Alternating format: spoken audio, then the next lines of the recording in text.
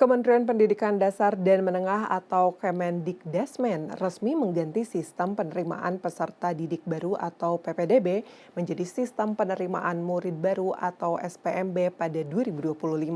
Sejumlah sekolah di Kota Bandung pun telah melakukan berbagai persiapan. Lantas apakah pergantian PPDB menjadi SPMB hanya semata perubahan nama atau memang terdapat perubahan prosedur pendaftaran? Berikut ini liputannya. Sejumlah sekolah di Kota Bandung, Jawa Barat sudah memulai persiapan pelaksanaan sistem penerimaan murid baru atau SPMB yang dulu dikenal dengan istilah penerimaan peserta didik baru atau PPDB. Salah satunya adalah SD Negeri 136 Sukawarna. Menghadapi SPMB tahun ini, pihak sekolah telah mempersiapkan dan menyesuaikan segala sarana dan prasarana termasuk operator dan verifikator. Tahun ini SD Negeri 136 Sukawarna menerima sebanyak 4 kelas. Ada 3 jalur yang bisa dipilih, yaitu jalur domisili dengan kuota 80%, jalur afirmasi dengan kuota 15%, dan jalur mutasi 5%.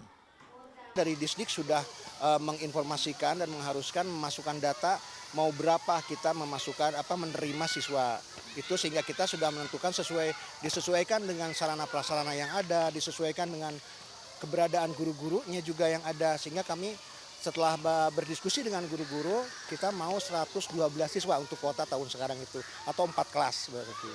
Begitupun dengan SMP Negeri 6. Menghadapi SPMB, pihak sekolah menyiapkan kuota untuk 8 rombongan belajar. Petugas operator dan verifikator juga sudah dipersiapkan untuk mempermudah proses SPMB calon murid.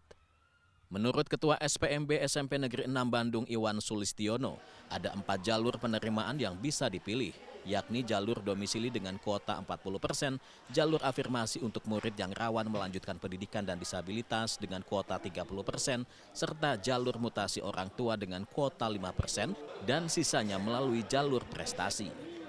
Kemudian yang keempat yaitu prestasi yaitu dari akademik, yaitu sebanyak 7,5% yaitu dari nilai rapot, kemudian dari non-akademik yaitu lomba dan kejuaraan, serta khusus di Kota Bandung yaitu ada yang baru yaitu Hafiz sebanyak 2 juz minimal yaitu dengan kuota 7,5%. Gitu. Kemudian yang terbaru lagi di Kota Bandung yaitu ada tes terstandar daerah. Ini ada 10%. Ini kemarin ciri khas dari Bandung yaitu ada tes terstandar daerah. Sejumlah orang tua mengaku tak mempersoalkan pergantian nama selama disosialisasikan penguatan jaringan pada server serta adanya transparansi agar tidak terjadi kecurangan. Mungkin lebihnya bisa lebih mudah orang tua itu sebetulnya kalau paham ya itu pasti lebih mudah. Cuman untuk orang tua yang gaptek yang itu mungkin susah. Jadi meminta untuk setiap pihak sekolah bisa mengarahkan orang tua tahap-tahap yang jelas dan betul itu secara secara sejelas-jelasnya gitu. Apapun itu namanya, yang penting mas secara servernya itu harus bagus lah jaringannya biar oke, biar gampang semuanya, nggak biar orang tuanya gampang menjalankannya, itu aja sih.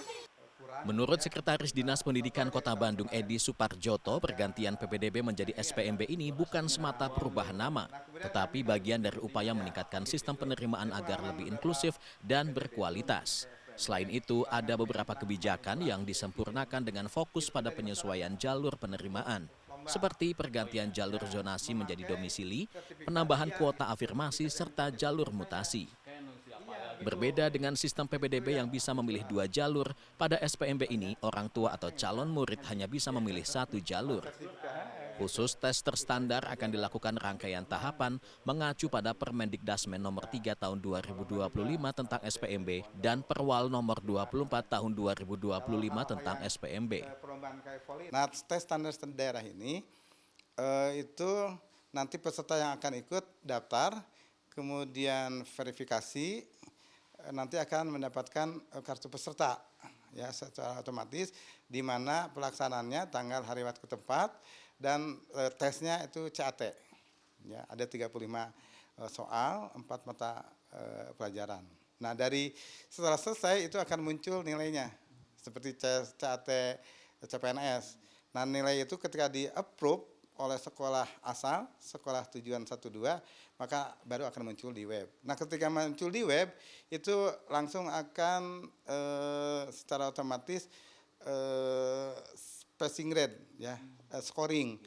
Mengacu pada Permendikbud nomor 1 tahun 2021, pada PPDB memiliki jalur zonasi, afirmasi, perpindahan tugas orang tua atau wali, dan prestasi. Sedangkan dalam SPMB, jalur penerimaan berubah menjadi jalur domisili mengutamakan murid yang berdomisili di wilayah penerimaan yang ditetapkan pemerintah daerah. Kemudian jalur afirmasi diperuntukkan bagi murid dari keluarga ekonomi tidak mampu dan penyandang disabilitas dengan validasi berbasis data sosial dari pemerintah. Selanjutnya, jalur prestasi berlaku untuk SMP dan SMA dengan perhitungan dengan bobot nilai rapot prestasi akademik atau non-akademik serta tes terstandar yang ditetapkan pemerintah daerah. Terakhir, jalur mutasi diperuntukkan bagi murid yang orang tuanya berpindah tugas serta anak guru yang mendaftar di sekolah tempat orang tuanya mengajar. Berikutnya, sistem zonasi yang menentukan penerimaan berdasarkan jarak rumah ke sekolah digantikan oleh sistem domisili. Implementasi jalur domisili pada SPMB menyesuaikan dengan kondisi di masing-masing daerah. Lalu kuota penerimaan siswa mengalami perubahan signifikan pada setiap jenjang. Untuk SD, jalur domisili, afirmasi, dan mutasi persentasenya tetap, yakni minimal 70% jalur domisili, 15% jalur afirmasi, dan 5% untuk jalur mutasi. Sedangkan untuk SMP, jalur domisili dari minimal 50% pada PPDB menjadi minimal 40% pada SPMB. Kemudian jalur afirmasi dari minimal 15% pada PPDB menjadi minimal 20% pada SPMB. Jalur prestasi dari kuota yang tidak ditetapkan menjadi minimal 25% pada SPMB. Pihak sekolah, para orang tua dan calon murid yang biasanya sudah hafal dengan sistem PPDB kini harus beradaptasi dengan aturan baru. Bagi orang tua dan calon murid penting untuk memahami aturan sejak dini agar tidak mengalami kendala saat pendaftaran. Sementara bagi sekolah, perubahan ini berdampak pada penyesuaian sistem administrasi, perubahan komposisi siswa, serta akan memiliki banyak siswa dari latar belakang ekonomi yang beragam. Tim Liputan CNN Indonesia, Bandung, Jawa Barat.